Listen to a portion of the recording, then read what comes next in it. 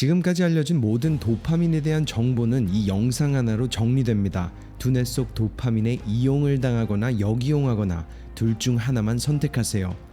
도파민 중독, 도파민 디톡스, 너무나도 많이 언급되는 도파민 이슈. 하지만 이해하기는 쉽지 않고 우리는 알면서도 핸드폰에 빠져 있습니다. 앤드류 후버만은 자신의 팟캐스트에서 도파민과 동기부여 체계에 대해 마이클 이스터와의 대담을 나눴죠. 그리고 두뇌 신경 분야 세계 최고의 두 전문가들은 이 도파민 체계를 완벽하게 이해하면서 도파민 중독에서 벗어나게 만드는 한 가지 새로운 접근 방식을 제시했습니다. 이번 영상에서는 바로 그 방법을 나눠보며 두뇌를 정복하는 시작점을 여러분과 함께 만들어가 보려고 합니다. 가장 먼저 앤드류 후버만은 모두가 오해하고 있는 도파민과 SNS에 대한 관계를 언급합니다. 요즘 사람들은 흔히 이렇게들 말하곤 합니다. SNS는 도파민을 폭발시키는 도구다. 그런데 실제로 데이터를 보면 그건 사실과 달라요. 핸드폰을 스크롤한다고 해서 도파민이 터지는 폭발이 일어나는 게 아니라 우리는 도파민을 소모하고 있는 상태가 되는 거죠. 그래서 전 도파민이 화폐 같은 존재라고 느끼게 됐습니다. 자신이 쓰려고 모아두는 통장 잔고 같은 거죠. 도파민은 우리가 무언가를 하기 위해서 동기부여를 만들어내는 연료이자 힘입니다. 단순한 감정이 아니라 움직임을 가능하게 하는 에너지죠. 실제로 파킨슨병 환자들이 도파민 뉴런을 잃으면 움직이지 못하게 되는 것처럼 도파민은 신체적 그리고 정신적 전진의 연료입니다. 이 이유로 저는 이렇게 받아들이기 시작했죠. 우리는 하루 종일 도파민이라는 화폐를 spend, 낭비해서 써버리거나 invest, 올바르게 투자할 수 있지 않을까. 그리고 이 부분은 마이클 당신의 글에서 찾게 된 통찰입니다. 이런 말을 남긴 앤드류 후버만, 도파민은 돈처럼 낭비되거나 투자될 수 있다. 바로 이번 영상에서 가장 중요한 부분이자 우리가 도파민을 역이용할 수 있는 열쇠입니다. 더 나아가 앤드류와 마이클이 자세하게 나눈 디테일을 빠르고 쉽게 정리해보자면 우리는 하루를 보내며 도파민을 소비합니다. 그리고 그중 대표적인 게 핸드폰이나 TV를 보는 것이 있겠죠. 차마 알아채지도 못하는 사이에 우리가 모아둔 통장 잔고인 도파민이 물새듯 흐르고 있는 겁니다. 그리고 어느 순간 돌아보면 어느새 잔고는 사라지고 말겠죠. 바로 이런 이유 때문에 도파민 히트라는 표현은 우리가 도파민을 잘못 받아들이고 있는 것일 수도 있다며 그는 이렇게 덧붙였습니다. 우리가 인스타그램이나 소셜미디어를 하면서 와 이건 엄청난 쾌감이야 이런 느낌은 들지 않습니다. 마치 마사지를 받고 난 후처럼 인생이 전과 후로 달라지지도 않죠. 하지만 그저 습관적으로 뭔가를 찾게 됩니다. 그러니 도파민 히트보다는 소비가 적절한 표현이며 우리에게 통제권을 가져오도록 만드는 열쇠가 될 수 있어요. 저희 아버지는 인터넷 초창기 때 이런 말을 하셨습니다. 아들아 조심해라. 인터넷은 두뇌가 씹는 껌 같은 거야. 그리고 그 말이 정확히 맞았습니다. 아무 영양가가 없지만 그냥 씹고 있게 되는 아무 쓸모없는 껌 같은 거죠. 하지만 중요한 점은 이렇게 소비되는 도파민이 동시에 투자될 수도 있다는 겁니다. 도파민 투자로 바뀌어가는 일상과 인생. 후보만의 말은 이제 너무나도 쉽게 와닿습니다.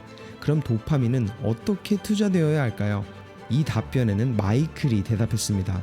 앞서 말한 것처럼 도파민은 항상 소비되는 상태이고 올바르게 투자를 한다면 좋은 결과를 얻습니다. 예를 들자면 운동을 하거나 공부를 하거나 세워둔 목표를 위해 노력하는 일들이 있겠죠. 이 또한 여전히 도파민을 소비하는 상태이지만 그건 투자성 소비라고 볼 수 있습니다. 왜냐하면 나중에 그 노력의 결과로 돌아오는 보상이 있기 때문이죠. 바로 이게 우리가 알아야만 할 핵심입니다. 두 번째 도파민 투자법으로는 reflection, 명상이나 기도를 하는 방법이 있어요.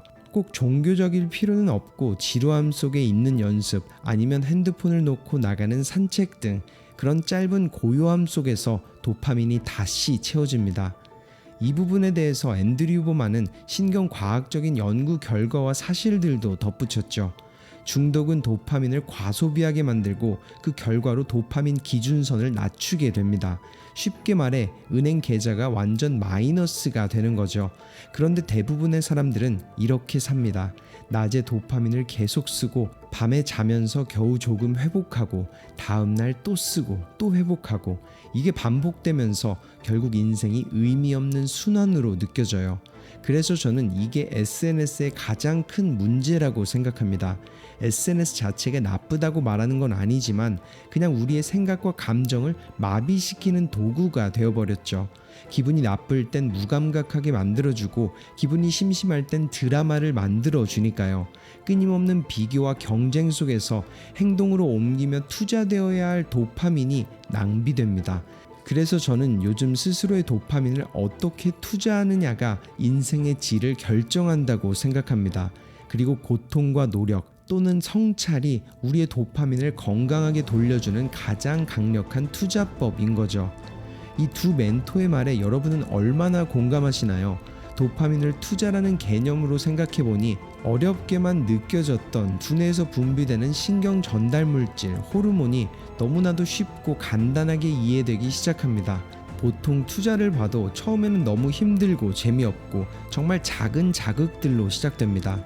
하지만 계속해서 지루한 과정을 나아가고 점점 더 투자금이 많아지고 커져가다 보면 어느새 그 과정 자체를 원하게 되죠. 왜냐하면 눈덩이처럼 불어나 커져가는 자신의 투자 원금과 수익률의 복리가 보이니까요. 이런 이유로서 올바른 도파민 투자는 성공적인 투자자가 일반적 소비에는 눈길을 안 주는 것과 완벽한 몸매를 유지하고 꾸준히 운동하는 사람들이 자신의 식단과 루틴에 심혈을 기울이는 것처럼 두 번 다시는 과거로 돌아가지 않을 거란 마음가짐을 만듭니다.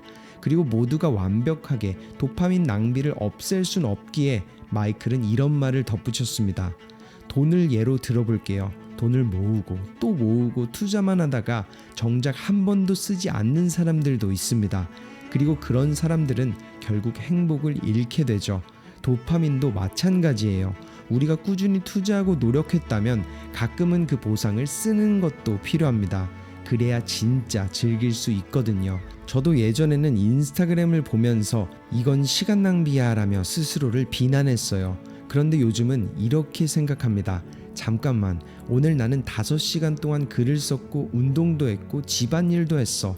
이 정도면 20분 정도 보는 건 괜찮잖아. 이렇게 스스로에게 말하며 죄책감 없이 그 시간 자체를 즐길 수 있게 됐습니다. 즉, 우리가 도파민을 건강하게 투자했다면 그 보상을 느끼는 것도 하나의 균형입니다. 우리가 극단적인 자기 처벌형 인간이 될 필요는 없어요. 그렇게 약간의 행복조차 없는 삶은 우리의 목표에 어긋난 삶입니다. 휴식과 즐김도 중요한 도파민 투자의 방식인 걸 이해하세요. 사랑하는 사람들과 긴 산책을 하거나 친구들과 만나 파티를 해도 좋아요. 그건 단순한 낭비가 아니라 깊은 인간적 연결의 회복과 같습니다. 우리에게 심리적 안정과 만족을 선물하니까요. 결국 중요한 건 균형입니다. 도파민을 투자하고 쓰고 다시 회복하는 올바른 순환이 이어지는 일상, 그게 바로 진짜 의미 있는 삶의 리듬입니다. 이번 영상 속 두 멘토들의 메시지가 어떠셨나요? 사실 도파민에 관련된 수많은 키워드와 영상들을 들어오며 머리로는 이해했지만 왜 그리고 어떻게 일상을 채워가야 할지는 막막하게 느껴졌었습니다.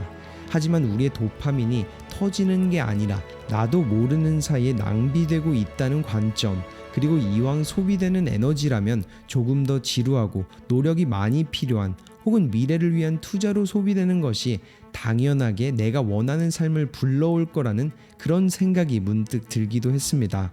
그리고 그렇게 노력하며 나아갈 때도 마냥 지루한 일을 찾으며 행복을 잃어가는 게 아니라 올바른 균형을 통해 만족과 쾌락도 함께 채우라는 두 멘토의 인간적인 조언에는 지금 이 순간부터 건강하고 지속 가능한 방식으로 두뇌와 일상을 나의 통제권으로 가져올 수 있다는 자신감이 차오르는 것을 느끼기도 했죠.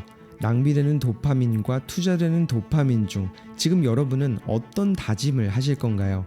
아주 작은 차이가 복리를 더해 큰 변화를 만드는 것처럼 두 멘토들의 목소리가 작은 울림을 만들어 한 걸음을 내딛게 만드는 시작점이 되길 바랍니다. 여러분의 터닝 포인트였습니다. 이 사실을 알게 될 때 더 이상 도파민은 여러분의 적이 아닙니다. 그저 올바른 방식으로 다뤄야 할 두뇌의 언어일 뿐이자 원하는 삶에 다가가는 지름길을 열어주는 두뇌 속 성공의 열쇠가 될 겁니다.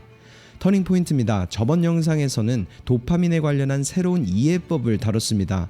한 문장으로 요약하자면 도파민은 마치 돈과 같아서 나도 모르는 사이에 낭비되거나 혹은 더 나은 미래를 위해 투자될 수 있다. 그리고 몇 가지 올바른 도파민 투자법을 다뤘죠.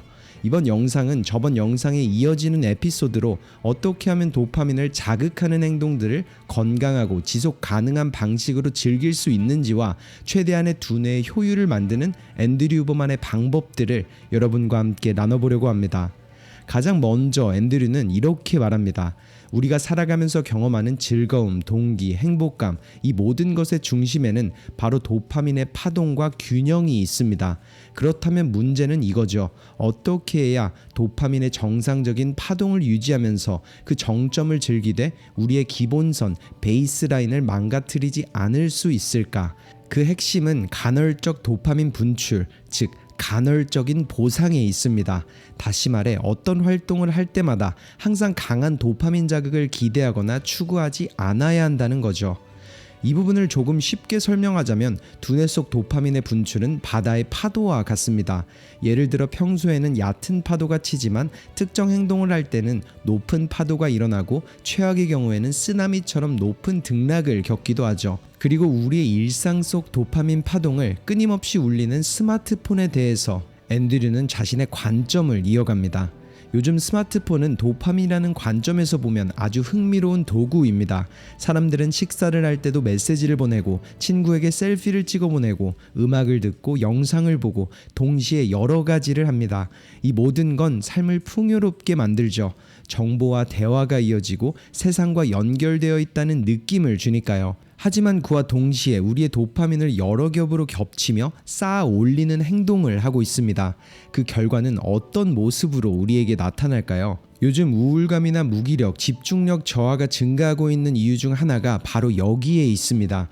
이걸 설명하는 개념을 먼저 언급하자면 Dopamine Reward Prediction Error, 도파민 보상 예측 오류. 간단히 말하자면 우리가 어떤 결과를 기대할 때 동기부여가 강해집니다. 그리고 기대한 일이 실제로 일어나면 도파민이 분출되며 우리는 그 행동을 반복하고 싶어지죠. 이것이 바로 카지노가 사람들을 끊임없이 돌아오게 만드는 원리입니다. 그리고 이 내용을 바탕으로 보자면 핸드폰 등의 디지털 기술과의 상호작용이 어떻게 우리의 기본 도파민 수치를 떨어뜨리는지 이해할 수 있습니다. 스마트폰, SNS, 알림, 이 모든 것은 예측 불가능한 간헐적인 보상을 줍니다. 어떤 날은 큰 자극, 어떤 날은 작은 자극, 바로 이런 간헐적 보상 구조가 우리의 뇌를 중독시키는 거죠.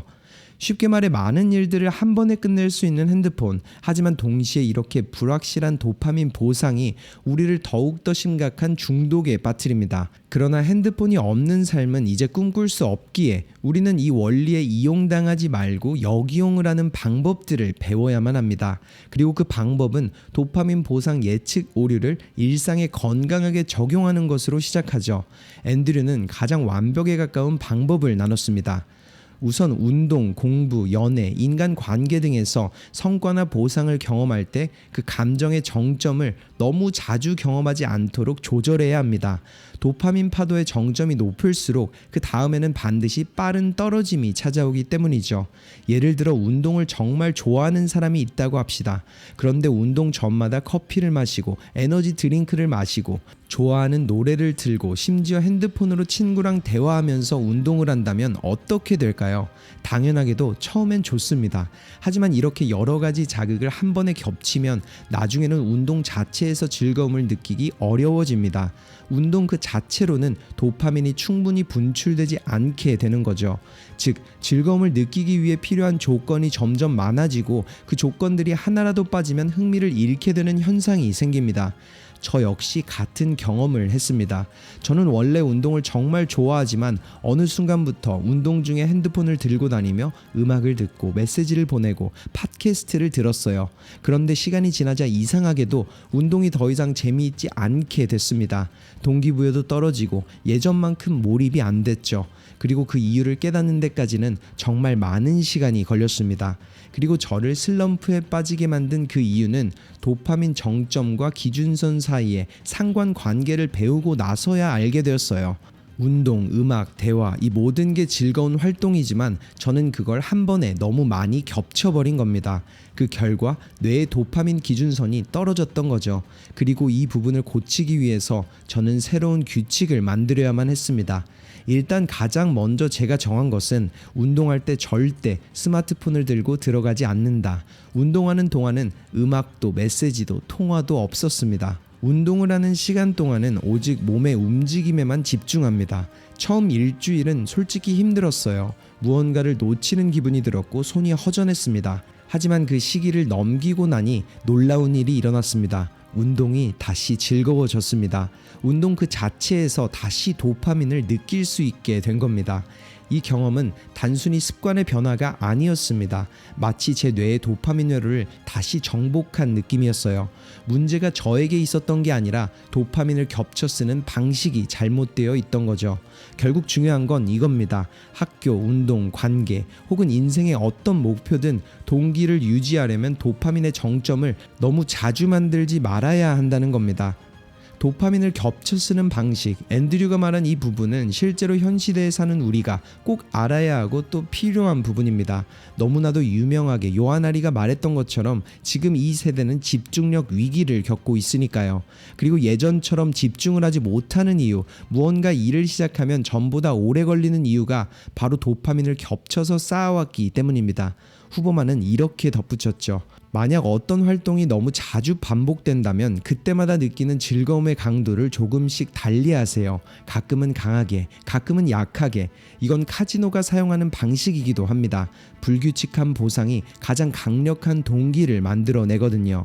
예를 들어 운동 전마다 항상 마시던 에너지 음료를 가끔은 빼보세요. 항상 친구와 함께하던 활동을 가끔은 혼자 해보세요. 매번 같은 루틴으로 어떤 자극을 의도적으로 변화시키는 것, 그것이 바로 건강한 도파민 시스템을 유지하는 방법입니다. 이제 여러분은 도파민의 정점과 기준선이 어떻게 작동하는지 알게 됐습니다. 그리고 우리가 해야 할 일은 단순하죠. 쾌감을 추구하는 것이 아니라 균형을 추구하는 것. 기억하세요. 너무 많은 자극은 결국 아무 자극도 느끼지 못하게 만듭니다. 즐거움을 유지하고 싶다면 그 즐거움을 가끔 느낄 수 있게 만들어야만 합니다. 그리고 이 사실을 알게 될 때 더 이상 도파민은 여러분의 적이 아닙니다.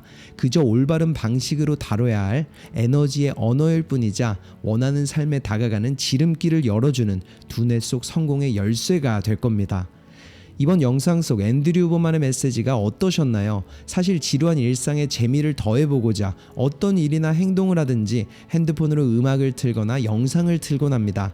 그렇게 한 가지에만 집중할 수 없는 만성 집중력 부족 상태가 되어버리고 말았죠. 이에 반해서 후보만의 메시지는 명확합니다. 알고 보면 우리가 재미를 위해 하던 행동들에 의해 우리의 도파민 체계 혹은 베이스라인이 무너졌고 지금 우리에게 필요한 건 단 한 가지, 가끔은 휴대폰을 내려놓고 음악을 끄고 오직 한 가지에만 집중해보는 일이 되겠죠. 그리고 그 순간 뇌는 다시 맑아지고 우리의 도파민은 균형을 되찾을 겁니다. 왜냐하면 그게 바로 지속적인 행복을 만드는 가장 과학적인 방법이니까요. 영상의 끝, 여러분이 내면 속 숨어있던 중요한 능력인 집중력을 다시 찾아오고 도파민을 올바르게 정복해 나가길 바라며 앤드류 후버만의 영상을 마칩니다. 감사합니다. 터닝포인트였습니다.